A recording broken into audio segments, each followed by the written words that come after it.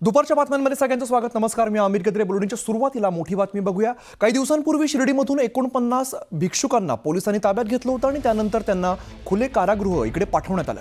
मात्र त्यातील 10 भिक्षुकांची तब्येत खराब झाल्यामुळे त्यांना अहमदनगरच्या शासकीय रुग्णालयामध्ये उपचारासाठी दाखल केलं.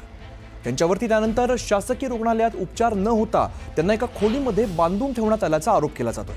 काही सामाजिक संघटना त्या ठिकाणी गेल्यानंतर हा सगळा प्रकार उघडकीस आलाय आणि धक्कादायक बाब म्हणजे त्यामध्ये 4 भिक्षुकांचा मृत्यू झाल्याची माहिती समोर येते. दरम्यान आता या प्रकरणाची चौकशी करण्यासाठी सिव्हिल सर्जन नागोराव चव्हाण यांनी चौकशी समिती नेमण्यात आलेली आहे.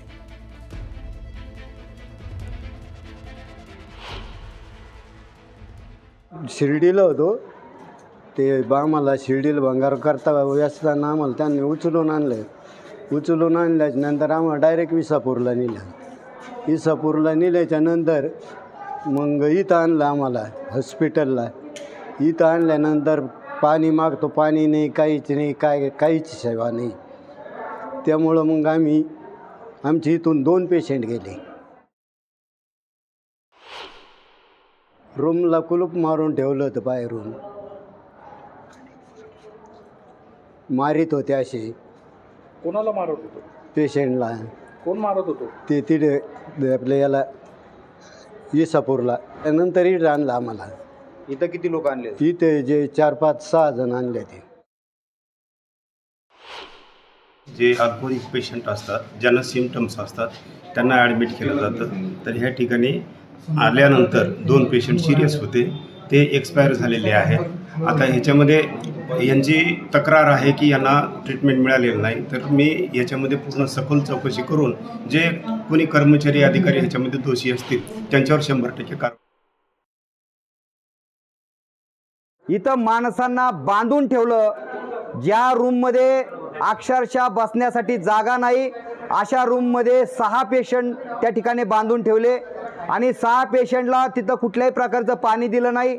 ज्यावेळेस मी सिव्हिल सर्जनला या ठिकाणी घेऊन आलो, त्यांनी स्वतः ही वस्तुस्थिती पाहिलेली आहे की जे भिक्षुकरी असतील किंवा जे काही पेशंट असतील ते त्या ठिकाणी पाणी करत होते आणि आमच्या समोर एक तरफडून माणूस त्या ठिकाणी, आम्ही खाली सांगितलं होतं डॉक्टरला की तिथं माणसं दगावण्याची क्षमता आहे, तर तिथं हातपाय खुडीत असताना आमच्या समोर एकाने प्राणघात त्या ठिकाणी केलेला आहे. म्हणजे असं ते दुर्दैवी घटना आहे तशी असेल तर. आता प्रशासनाचा निष्काळजीपणा आहे की कशामुळे घडलं ते चौकशांती कळेल. मान्य जिल्हाधिकारी महोदयांना मी सांगितलेलं आहे की सगळ्या प्रकारची तात्काळ चौकशी करावी. यांची वस्तुस्थिती असेल, थोडे दोषी असतील तर कारवाईच केली पाहिजे. ते भिक्षुक आहे म्हणून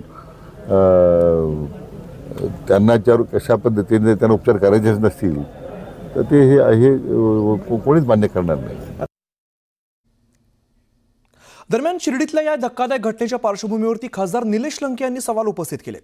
खासदार निलेश लंके यांनी उपचार घेत असलेल्या भिकाऱ्यांची भेट घेतली आणि यावेळेला बोलताना ही जबाबदारी कोणाची, तसंच निष्काळजीपणा आहे की हेतू परस्पर केलेली अमानवीय वागणूक आहे, असा सवाल सुद्धा त्यांनी उपस्थित केलाय.